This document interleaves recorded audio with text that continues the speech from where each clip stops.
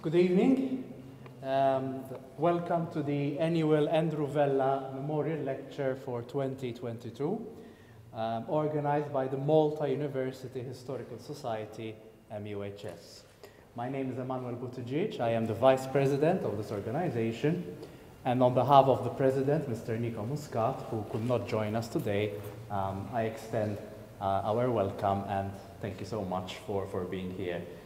We are very thrilled that we can have this lecture in the wonderful venue that is the National Library of Malta. So we are very grateful to them to have extended their hospitality to us. It's also our pleasure that we can organize this evening in collaboration with the Istituto Italiano di Cultura.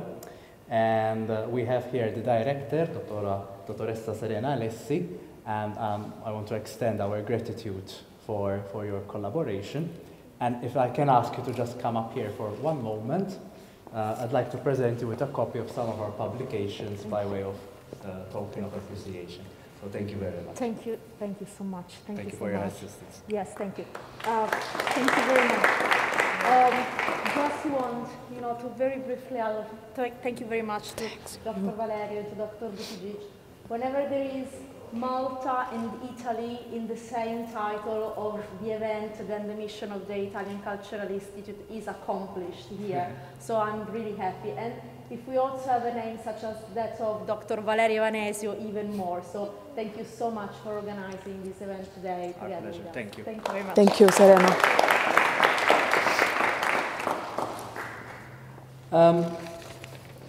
So this annual lecture is dedicated to the memory of Professor Andrew Vella, who back in 1966 was appointed head of the Department of History at the University of Malta. Among his various works was a book published in 1969 to commemorate the 200th anniversary of the university. In 2019, we issued a new book together with some of my other colleagues that marked the 250th anniversary of the institution. So we keep building on what Professor Vella had begun. In 1963, he was part of a group that founded MUHS. And as MUHS, we always like to say that we are actually 1 year older than independent Malta. And it's something of an achievement in itself. And then, a few years later, with the then young Henry Frendo, who then became Professor Henry Frendo, they also founded the journal Storia, of which I presented some copies to Dr. Alessi, which is our flagship publication. So we try and keep up the tradition that these great individuals started. Today our speaker is Dr. Valeria Vanesio, a colleague from the University of Malta's Department of Library, Information and Archival Sciences. Dr. Vanesio was a postdoc in archival history and archivist of the Malta Study Center based in the United States from 2018 to 2020. And she still actively collaborates with them. She was also in charge of a 3-year project of reorganization of the historical fonds at the Magistral Archives of the Order of St. John in Rome. Her main field of research is the archival and institutional history of the Order of St. John, with a particular focus on the early modern period and Maltese and Italian archives. Today, the title of her lecture is a rather evocative one, Once Upon an Archive, Malta, the Langue of Italy, and the Order of St. John. So please welcome Dr. Vanesio. Thank you. Good evening, everyone. Thank you so much for being here today. I can't explain the emotions I feel standing here in this amazing room, surrounded by friends and colleagues, but also by the books and the manuscripts that captured my heart when I walked through the door of the National Library in 2013, the first time that this rock, Lo Scoglio, as called by the Knights, so warmly welcomed me. I truly want to express my profound gratitude to the Malta University Historical Society and the Istituto Italiano di Cultura for making this event possible. This place means a lot to me, as well as all the people who work here. In particular, I would like to pay a tribute to Maroma Camilleri, dear friend and wise guide through the meandering ways of the archives of the Knights at the Biblioteca here. But a special thank also goes to my students here at the University of Malta, They daily remind me that passion, strength, and energy are always the best ingredients to succeed with your research, beyond age and experience. And that, like them, I was moving my first steps towards this adventurous journey through the Hospitaller archives just a few years ago. Well, going back to those years, almost 9 years ago, when I walked in the reading room of the Magistral Archives of the Order of St. John in Rome for my master thesis, one of the first documents that came into my hands was a faded letter dated 1801. At that time, I could not imagine that the author of that letter would become one of the protagonists of my research. I would like here to quote these very meaningful words sent from Malta to the newborn convent of the Order in Sicily. Vi sono qui molti processi di prove di cavalieri italiani, ivi trasportati dai francesi per farne dei cartocci. Ma ho avuto la consolazione di mettere in salvo questi avanzi delle nostre rovine. There are here many proofs of nobility of the Italian knights which the French intended to use to make shotgun cartridges, but I am relieved that I saved what still survives of our ruins. Quite evocative words, considering what happened to the Order in the island after 1798. At the time, I only had a basic knowledge of what the Order was, and I could not fully understand the context of that letter. But those words stuck in my mind, without knowing how important they would be to move in this labyrinthic archival pathway. They were the beginning of a very intriguing story. And this is the story that I would like to share with you today. The vicissitudes of an archive that was forgotten for a long time, partly destroyed, displaced, and reshaped many times. An archive whose fate was sealed by the events that occurred in 1798 in Malta, but also reveals other fascinating stories and brings to the table intricate research questions and reflections. Over the centuries, in Malta, like in Europe, many operations of rearrangements according to outdated criteria took place in the archives. This led to the fragmentation of the original archives and the merging of records of different provenance together. For these reasons, navigating the Hospitaller archives, both at a central and peripheral level, requires today exploring artificial archival collections, facing archival dispersion, fragmentation, and huge gaps. But most of all, this archival scenario challenges the traditional understanding of the Hospitaller institutions, their roles, and also their functions.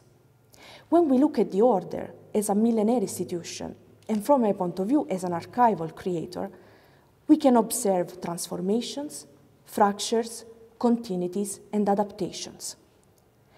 Without understanding the history of the records and studying the rules, laws, and regulations in the long term, as well as comparing the Order in a broader historical and institutional context, one cannot truly understand its features. Except for a few very valid local contributions, the Hospitaller chancery practices, administrative procedures, and archival tapestry are still unknown or overlooked. So, the two starting questions are: how can we investigate the record-keeping systems, relationships, and communications between central and peripheral offices? How to choose in the whole picture a particular context to work with as a starting point? So to try and unravel some of these knots, we need to turn our eyes to the Eternal City. Let's start our journey. My research began in Rome, at the Magistral Archives of the Order in Via Condotti. Besides the fascination of spending years in the ancient palace where the knights still live and an order still functions, I consider my experience there as a privileged opportunity to look at Malta and its archival collections from a different and unique perspective. Magistral archives are still today an unexplored reality, and considering the state of physical fragmentation and wrong rearrangement of the records, Their genesis was quite complex to reconstruct for the first time. Just to give you a general overview on the collection, it has been possible to identify the archive of the Embassy of the Order to the Holy See as an independent archival core. Moreover, very important for my research, Magistral Archives also preserved the archive of the Ricetta di Roma, that was the local financial office, and the archive of the Priory of Rome, one of the 7 peripheral hospital administrative offices in Italy. But there is more. In 1834, the central convent of the order moved to the Magistral Palace in Rome along with its archives. These were the documents that had been generated during the temporary stay of the order in Sicily from 800 to 1826 and Ferrara, 1826 and 1834, after the loss of Malta. Moreover, during the 19th and the 20th century, the accumulation of ancient documents for different reasons made this archival tapestry even more difficult to interpret and required to adopt as a case study one particular documentary typology. My process of investigation started from the analysis of the admission procedure to the order from the 16th century to the 18th century, in particular into the Langue of Italy, that was considered, as you know, one of the administrative subdivisions of members and properties within the order, according to geographic and linguistic criteria. The Italian Langue included 7 different priories, peripheral offices of the order located in the peninsula. The admission process gave birth to a very complex archival procedure that involved institutions, families, and individuals, both at a local and international level. As you may know, proofs of nobility are a structured and formalized procedure used to verify the noble status of the applicants to become an hospitaller. And for this reason, these documents can be considered the load-bearing structure of the order. A person could be admitted into the order in 3 different ranks: knights, servants of arms, and chaplains. Requirements to become servant or chaplains were only the legitimacy of birth of the aspirant and his parents and grandparents, a Christian life, not having been a servant of anybody, mental and physical health, and not having been a merchant or a notary. Moreover, it was important to not be already professed in another order, be unmarried, be virtuous, and be born within the boundaries of the Langue of Italy, from a matter of jurisdiction. In addition to these requirements, the aspirant Italian knight was required to prove 200 years of nobility for every one of his 4 families to enter the order. Let's briefly summarize the procedure.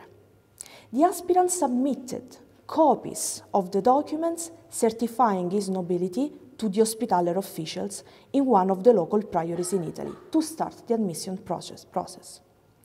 The documents submitted by the aspirant included, for example, his certificate of baptism, the parents' marriage certificate, other records certifying the belonging to a noble class approved by local public authorities, for example, documents produced by the sedili, the rolli, or the piazze nobili in Italy, but also reports, memories, and even drawings representing family tombs and palaces and concerning genealogy, history, and fame of the family.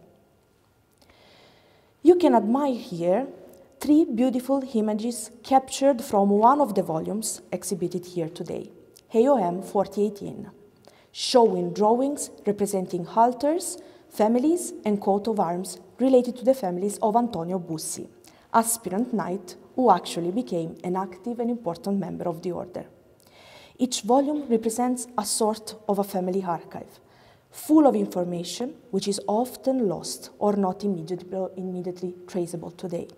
For example, the certificate of baptism coming from a parish archive or different documents kept in a private archive today destroyed. The potential of research is impressive. Furthermore, at the end of the 16th century, the Chapter General of the Knights ordered the submission of beautiful painted coats of arms and genealogical trees, and we can see here in the slide. These genealogical trees could have been painted on paper, parchment, or silk, and they were evidential documents as well as the other ones. Such a variety of wonderful documentary typologies certainly made the research extremely interesting, but also more challenging, especially considering that the most part of the genealogical trees, circa 454 at Magistral Archives, were cut out from the volumes between the 19th and the 20th century for collecting mania, and they lost any connection with the original volume of provenance. Although between the 16th and the 18th century it is possible to identify an archival procedure, the documents produced during the different phases of the admission process were, however, influenced by the periodical changes in the status of the order, and most fascinatingly by the ever-changing idea of nobility over the centuries, two elements that were reciprocally influenced. Returning to the procedure, when the aspirant submitted the documents to the assembly of the local priory, the assembly appointed 2 knights as commissioners with a double purpose. First of all, together with a local notary, they had to verify the authenticity of the documents submitted by the applicant, usually in the form of certified copies, by comparing them with the originals preserved into the local archives where the aspirant came from. And this procedure was named collazione. Secondly, the commissioners were also appointed to examine local witnesses about the aspirants' families and their vivere more nobilium, that is, living as nobles. After that, they had to write a report about the aspirant and deliver that to the assembly of the priory, that finally examined all the documents, giving a positive or negative response. According to the statutes, the whole procedure had to be reviewed by the center of government. So, and this is crucial, 2 different volumes, were issued including all the documents, one to be preserved in the archive of the local priory, the second one to be sent to the convent in Malta. Well, as you can see here, these 2 volumes located at the Magistral Archives in Rome were the starting point of my investigation. Both the parchment and the leather volume belong to the admission procedure of the same Roman aspirant, Giulio Montevecchi. And this element immediately leads us to a first question.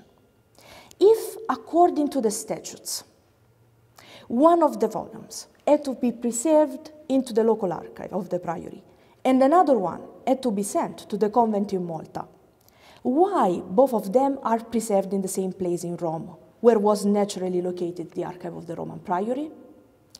Excavating into the archives, completely disordered at that time, more than 1,000 proofs of nobility emerged, and many of them reported the same case, 2 volumes for 1 aspirant. A really headache. But another important piece of evidence needs to be considered here. This is the final report of the commissioners after the verification of the whole procedure, including the examination of the documents and the local witnesses.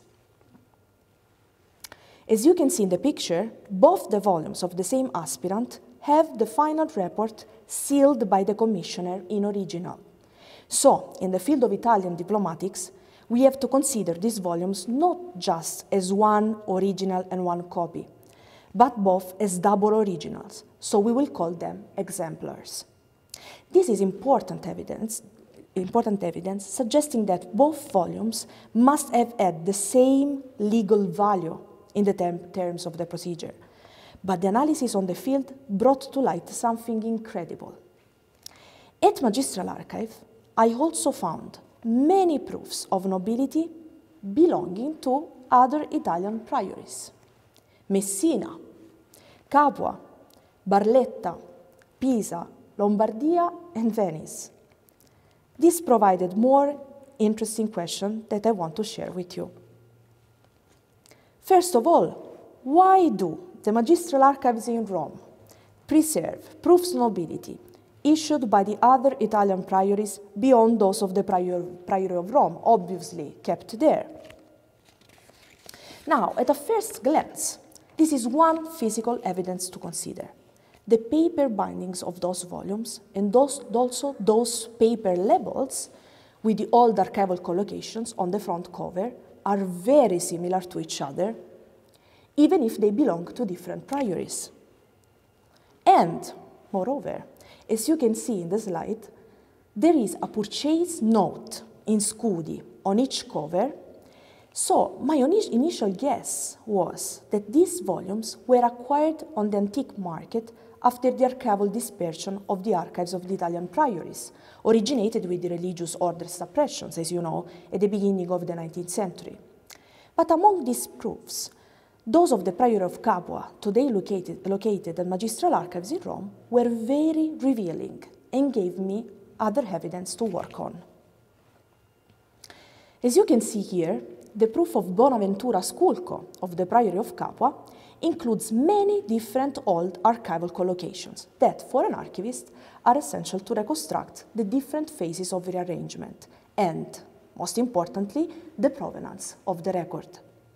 We can observe on the left two archival collocations, the PR one that I could identify as a rearrangement done in the 50s of the 20th century, another one, number 219, done in the 19th century, and on the right we can see the first collocation, please bear it in mind, S.5 number 7, that is exactly the same typology of archival collocation that we found on the volumes of the other priories, a very intriguing element in common. Now, the parchment label, pending from the lower edge of the front cover, is written in a particular ink that I could recognize as used in the first half of the 19th century. But the mystery depends. Here you can see another proof of the Priory of Capua of a different aspirant, always preserved at Magistral Archives, but with completely different features. Let's have a look. Besides the parchment binding, we can observe on the left the same 20th century archival collocation we saw on the previous one. This piece of evidence just confirms that both volumes were already at Magistral Archives in the 20th century. The collocation and the parchment label of the 19th century rearrangement are missing, but most importantly, the oldest collocation is completely different from the previous volume, the one that we saw before, and indicates that these records originally belonged to different archives. In the process of investigation and archival description of Magistral Archives, a bulk of letters found displaced in some boxes revealed a fragment of the story and allowed me to put a piece of the puzzle in place.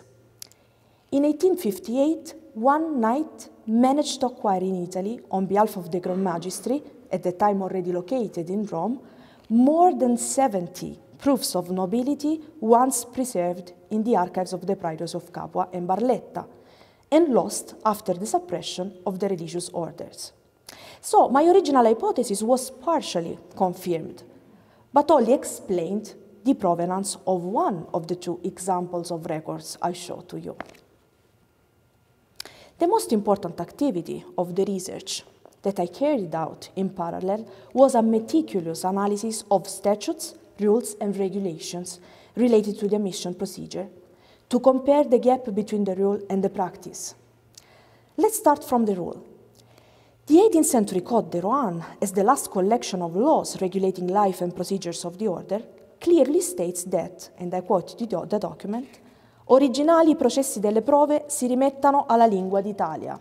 The original proofs of nobility needed to be sent to the center of government, in particular to the Langue of Italy.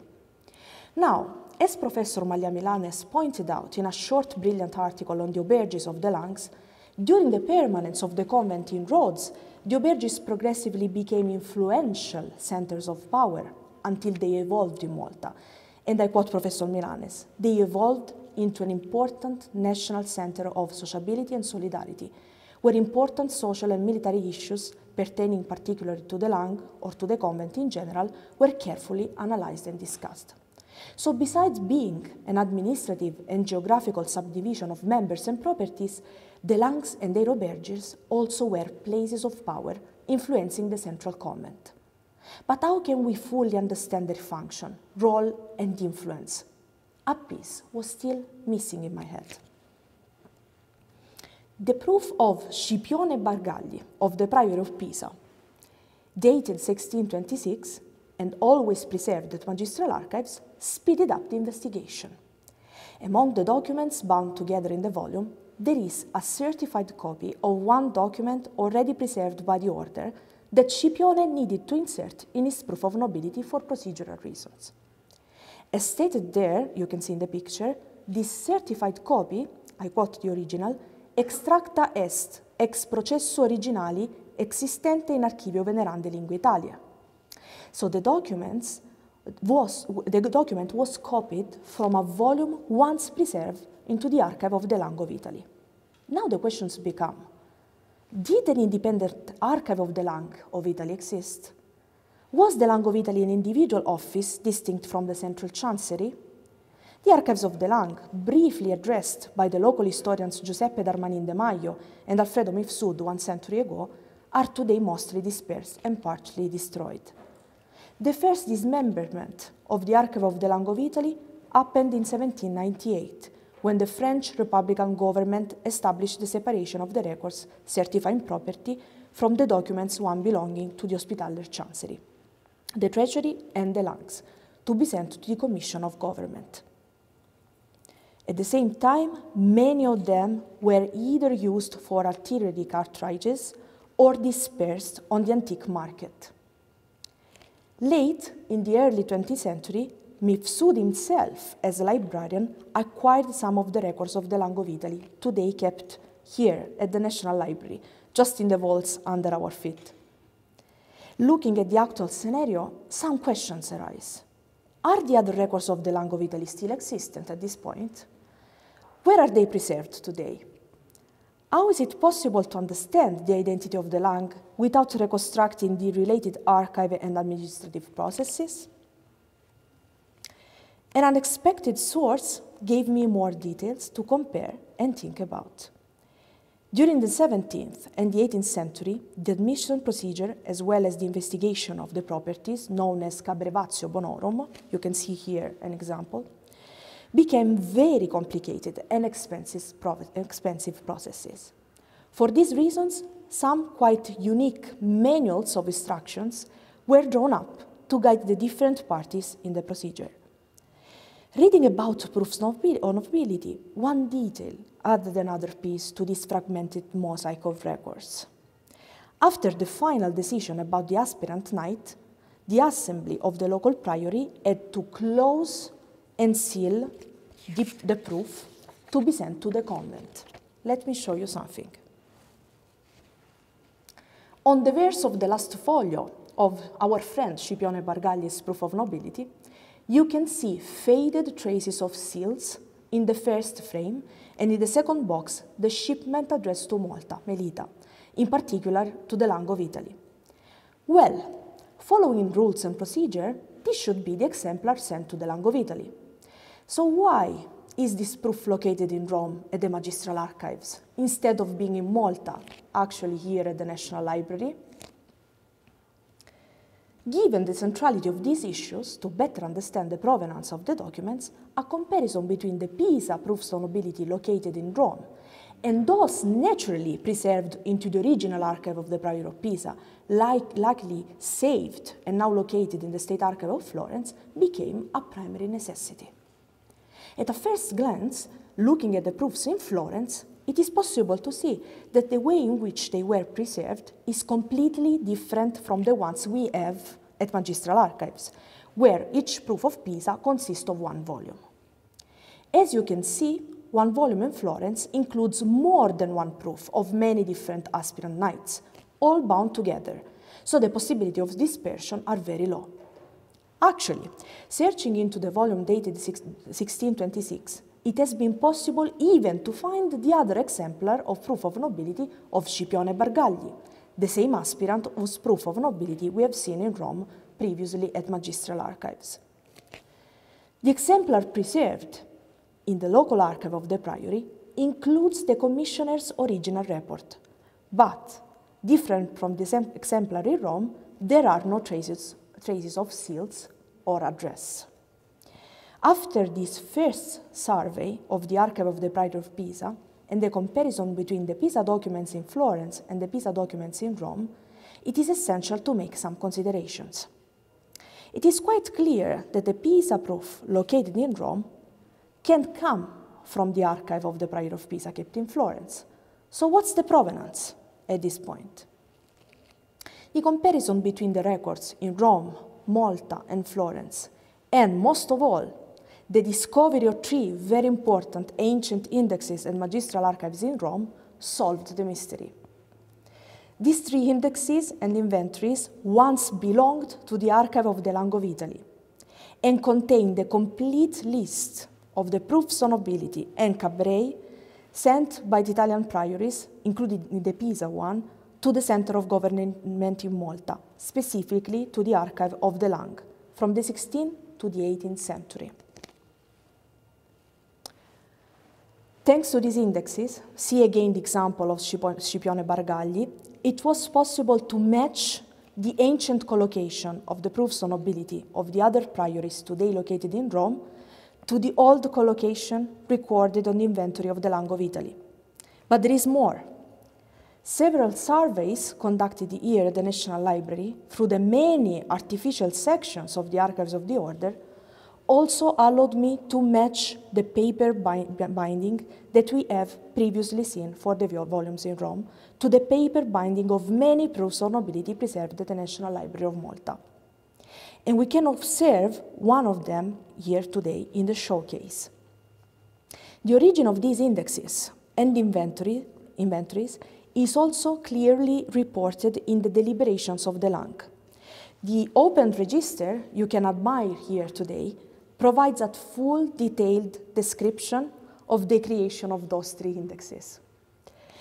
These results, together with further elements, provided confirmatory evidence that the proofs of nobility of the Italian priories today preserved at Magistral Archives once belonged to the archive of the Langue of Italy, located in Malta until 1798, and that another piece of this archive is now kept at the National Library of Malta, scattered in different sections. Of course, the reasons for this disordered mosaic of documents are the archival dispersion after the loss of Malta and the 19th century collecting mania, which led me to the new, adventurous and unexpected research pathways. Fragments of this archive are now not only preserved in other institutions on the island, like the wonderful genealogical trees and proofs of nobility of Francesco Antonio Cedronio at Palazzo Falzon Museum, but also beyond the ocean. One example is the incredible collection preserved at the Catholic University of Washington and fully digitized by the Malta Study Center. This brings us to the beginning of this journey. That letter, dated 1801, was sent from Malta by Gaetano Bruno, well-known former chaplain of the order, who bravely saved many records in Malta, as you know, a few years before, and whose portrait is today in this room with us, like a guardian of these memories. In 1801, here in the streets of Valletta, a controversy between the merchants Giovanni Battista Gallia and the British governor took place around a bulk of ancient records once belonging to the archives of the order that got lost after 1798.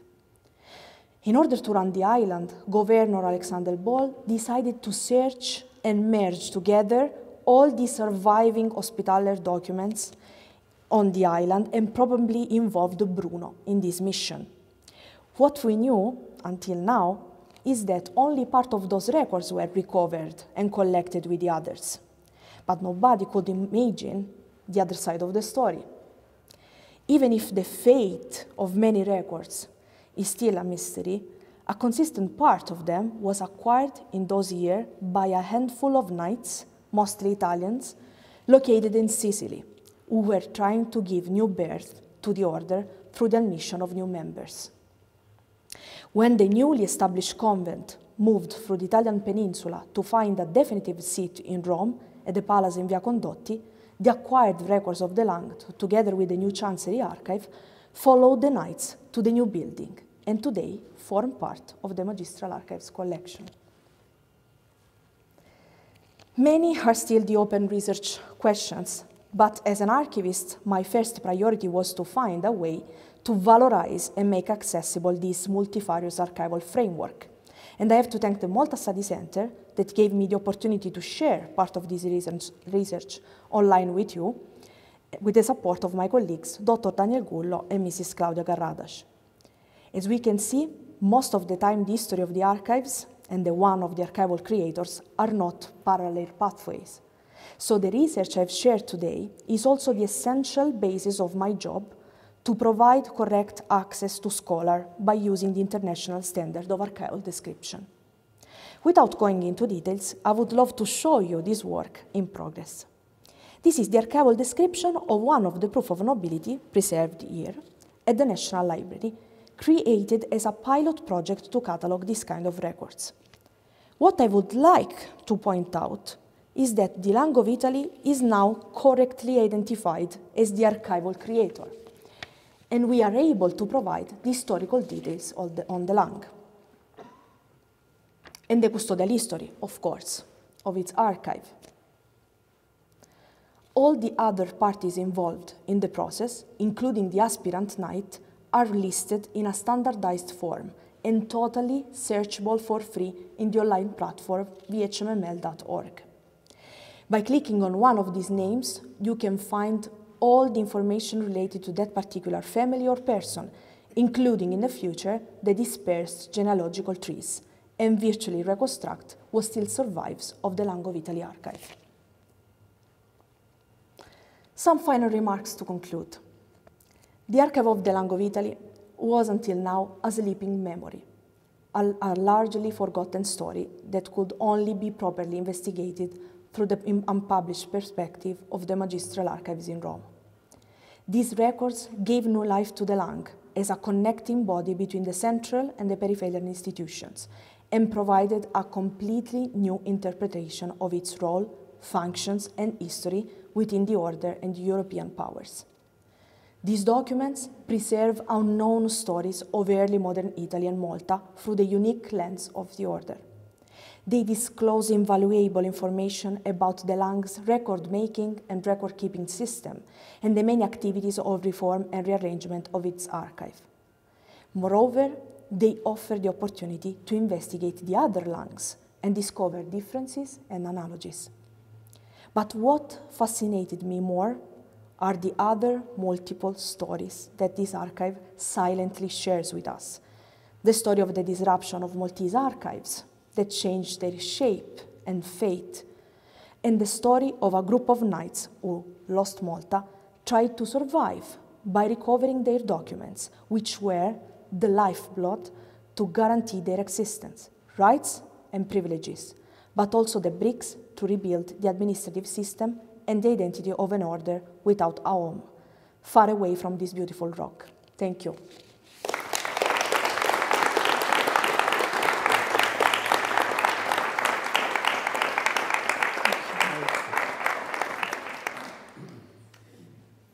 Thank you, Dr. Vanesio. That was absolutely fascinating. Thank you. And no doubt about that. Dr. Vanesio is happy to take some questions or remarks if any of you would like to ask anything of her. So please, if there are any questions. Yes. Are there the names of these knights who saved this material? Yes, we know the name. Per il recording, potresti ripetere la domanda così? Sì. I was just telling her that since this is being recorded, she will repeat the question, so it's recorded on video. That's why. So please. Yes, this is a very interesting question. Thank you. It's about the names of the knights who recovered this part of the archive of the Langue of Italy from Sicily, thanks to the help of Gaetano Bruno. Yes, we know the names. They were many Italian knights with a few French knights, strangely enough, who decided to recover these documents in Sicily because they were trying to re-establish the convent of the order there. First in Messina, then Catania, and from Catania then they migrated to Ferrara and then to Rome. So it was essential for them to recover all of these documents to know, first of all, to re-establish these privileges also on the peninsula, in the eyes of the other powers on the peninsula. And then also to understand how to run the order again, how to re-establish the administrative system. So yes, we know the names. An important one was actually a Maltese, Amabile Vella, who was also Vice Chancellor of the Order, and he was one of the protagonists of this story. He was also responsible of the moving of the archive from Sicily to Ferrara. Actually, he died in Ferrara. So yes, thank you. Other questions? You go to the cathedral, you know, there are a lot of knights who are buried from all Europe. There are the names and whatever.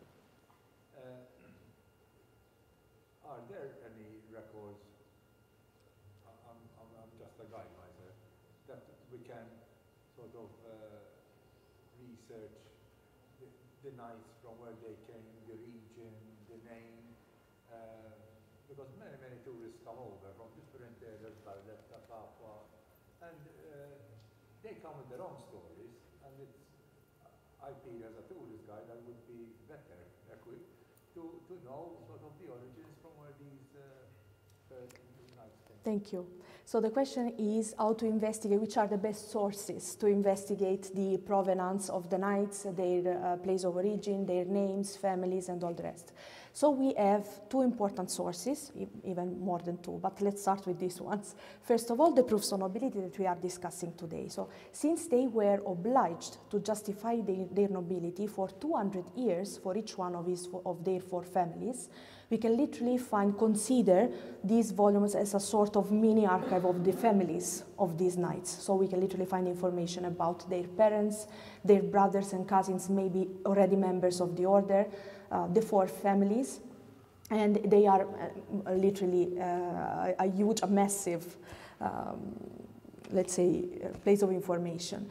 Another very, very important source are the spogli, the spoils of the knights, recording all of their belongings at their death, and also the dispropriamenti, that were lists that were obliged to compile while they were still alive in order to certify all of their properties. Then spoils and dispropriamenti were compared, of course, to verify what needed to be left to the order and what not.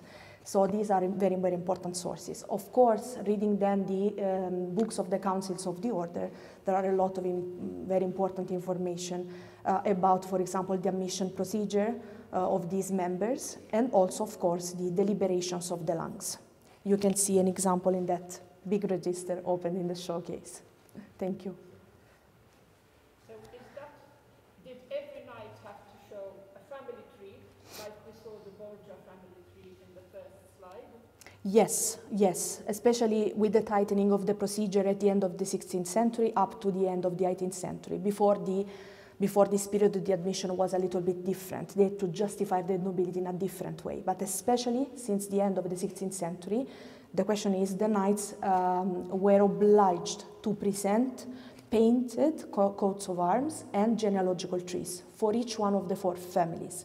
Now, it can happen that in one volume there are not all the proofs of all the genealogical trees. It can depend on a procedural reason. For example, one of the families of this knight could have been part of another langue or a different priory from which the aspirant came from. In that case, for example, another volume is originated to properly investigate those families falling within the jurisdiction of a different priory. So then we have to go case by case to understand how to look at the documents. That's why it was so important to reconstruct a standard procedure and then to go deeper into different case studies. Otherwise, we cannot interpret the records correctly or approach them correctly as scholars. Thank you. Yes, please. I've listened that you have mentioned that the knights wanted to re-establish the language. Okay? How could they do that if they had the order in this matter in terms of sovereignty, and obviously other knights have withdrew to their countries? So that's one thing. The next one would be the question of sovereignty and legitimacy that the knights had to record such privilege. Very interesting question, thank you. So the question is about the rights of sovereignty that the knights reclaimed after Malta, of course, having lost their territory, and also how they could reestablish the Langue of Italy after the loss of Malta.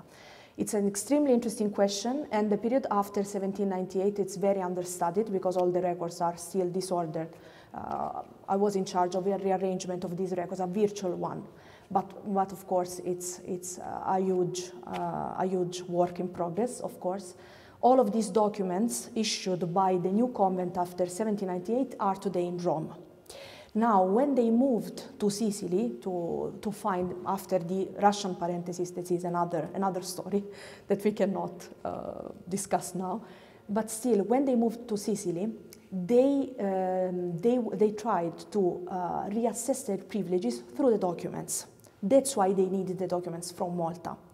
Now, even if they lost their territory, they were let's say, reestablishing the order in a new way in the eyes of the new European powers.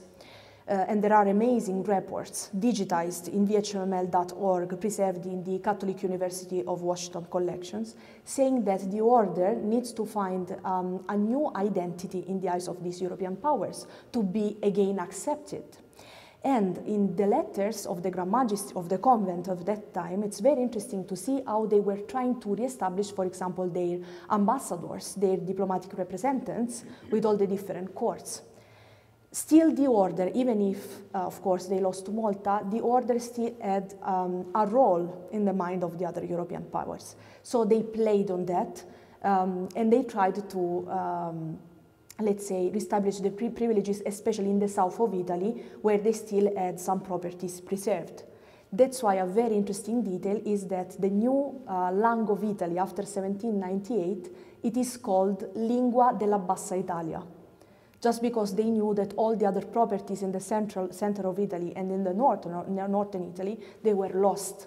All they had was, of course, mostly in Sicily, Apulia, and Calabria. So they still had that right at that time because they were able to reconstruct the identity of the order and present the order again in the eyes of the European powers with all the difficulties of that time and just being 20 knights, no more than that.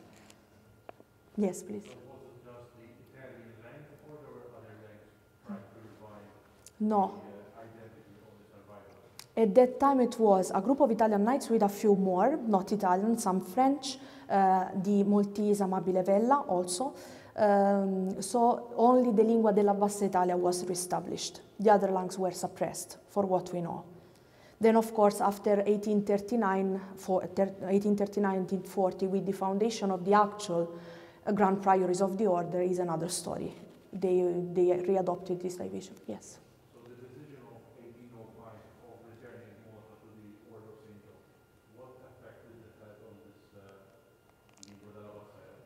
Yes, of course, they hoped to come back to Malta, but it never happened.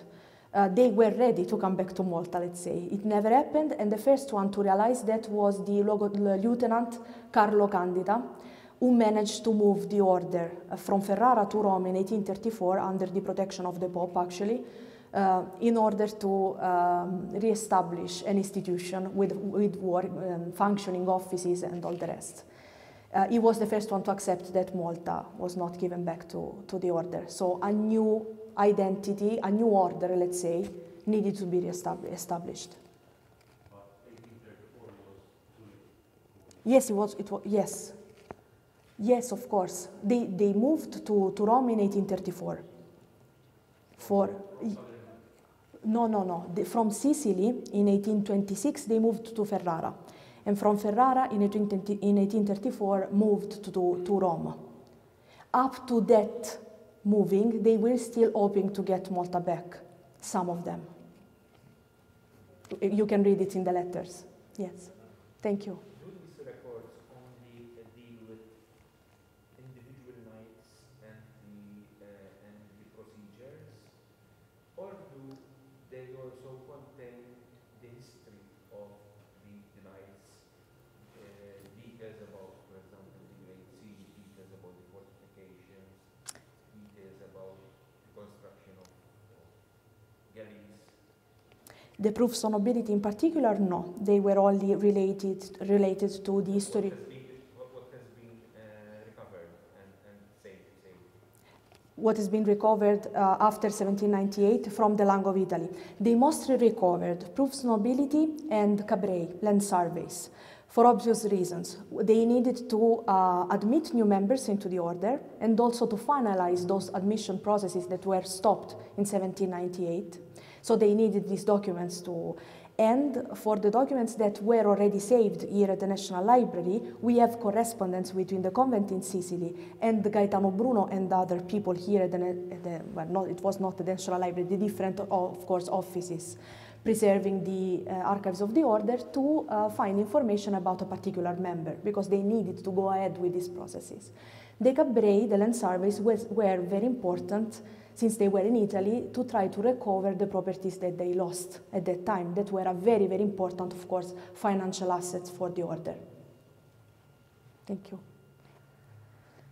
And anything about the, I'm sorry, anything about the Spanish? The Spanish.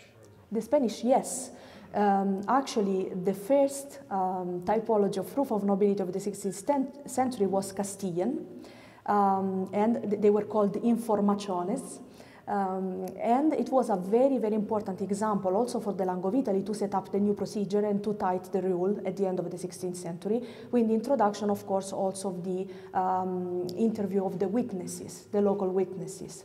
There are just a few, unfortunately, preserved proofs of nobility of the Spanish langues here at the National Library. But of course, in the peripheral archives, mostly preserved in Salamanca and in Madrid, there are of course, certified copies left in the archives of the priories. Thank you. This bureaucratic aspect, the proof of nobility, in what ways then was it dissimilar to other lands, like for instance the Arabian land? What kind of bureaucratic requirements were in place? Was it dissimilar to other lands? And if so, Thank you. So the question is about the similarities or differences between the different archival and admission procedures between different langues. There were, of course, common requirements like nobility, but the number of years completely changed from different langues, and also the typology of documents. That's a very interesting question for one reason. It's very interesting to understand that the order, of course, tried to centralize as much as possible all of these archival procedures, no? Issuing the rules and regulations, the statutes, no? Providing all of the, and providing, for example, all of those manuscript manuals of procedure, no? How to draft a proof of nobility, how to compile a proof of nobility. But at the same time, which was the point, being a noble, it meant being recognized by your local authority. So of course, to be recognized by the local authority, your local king, the bishop, and all the rest, or the sedile or piazza nobile, according to the different institutions, and we can talk about an incredible fragmentation of institutions all over Europe at that time to certify nobility, the documents issued were completely different one from each other. And also, for example, the way in which the documents were certified and the role of the notaries were completely different from one langue to another. Just to mention one sentence related to those manuals of procedure, there is one point related to the Langue of Italy that always fascinated me, that is the following one. E perché in Italia si fa più conto delle scritture? In Italy, the documents are more important than the role of the witnesses, for example. The prove testimoniali, the witnesses were, on the contrary, very, very important in the French procedure, for example. So it depends, it also depends on what it was required locally, let's say, you know, to justify that nobility. That's why for the commissioner, this procedure was so complex, no? The appointment of commissioners, the appointment of a local authority, a notary in the case, no, in Italy, and all the rest to justify and certify all of the stages of that procedure. That's why, because it was so fragmented, and the order needed to centralize in some ways all of this. And it's also very important to consider that the langues were a connecting body through the periphery and the center of government, the council. It was very important because it was in the hands of the Langue to unravel all of these knots, to discuss all of these documents, to approve the whole procedure before sending it to the Grand Master and the council. That's why, thank you. Something that we discuss a lot between ourselves, because we find fascinating, is how important the archives were to them. So even in the 17th century, you know, when they're here, they're very strong, very well established. It's not the first time. I always send her pictures when I find this. When they have a problem and they say, okay, let's send someone to the archive to find how we dealt with this before. So it's no surprise that after 1798, when they have such a big crisis, they're doing the same. They're saying, let's go back to the archive to try and find a sense of direction in a world that is changing so much. And I think that's a very valuable lesson for us as well today. Yes. You know, we can look further when we stand on the shoulders of those that have come before us. Essentially, that is what is happening, isn't it? We'll take 2 final questions. One of the rules by which they had to abide to be able to become a knight was they couldn't be a merchant or a notary. Notaries. Why in particular a notary? Because those professions, it's a bit of a, yes, it's a very interesting question, why a notary or a merchant could not become a knight. Because those professions were considered not noble enough, because they used to manage a lot of money. So it was not considered noble, but vile. It's literally described like this in the statutes. Yes, it was the idea that of that time, of course, they had of those professions. Thank you. But yes, and to support what Professor Buttigieg was saying, the legitimation of the order was that archive, and also a matter of continuity, no? That resiliency of the order is in the documents, and they knew that. That's why they tried to recover the archive. I want to ask a very particular question.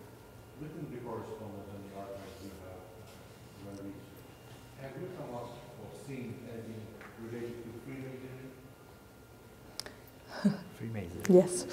So the question is about Freemasonry. Not particularly, but I had, well, a suspect. Well, we know that, for example, Ambassador Le Tonnelier du Breteil, who was ambassador at the end of the 18th century, ambassador of the order to the Holy See in Rome, he probably was part of a loggia, for sure. But not personally. I didn't find any document particularly related to Freemasonry up to now. Welcome. Great. So once again, thank you to Dr. Vanesio. Thanks to you. For this wonderful. Thanks to you. And on behalf of MUHS, I'd like to present you also with copies of our publications. Oh, thank you.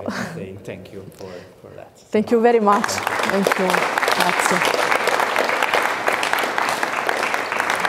Once again, thank you to you for joining us, to the National Library for hosting us, to the Istituto Italiano di Cultura for being our partner this evening.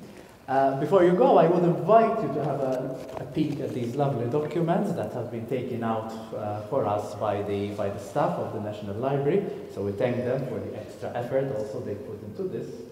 And I wish you all a very pleasant evening and weekend. Thank you so much.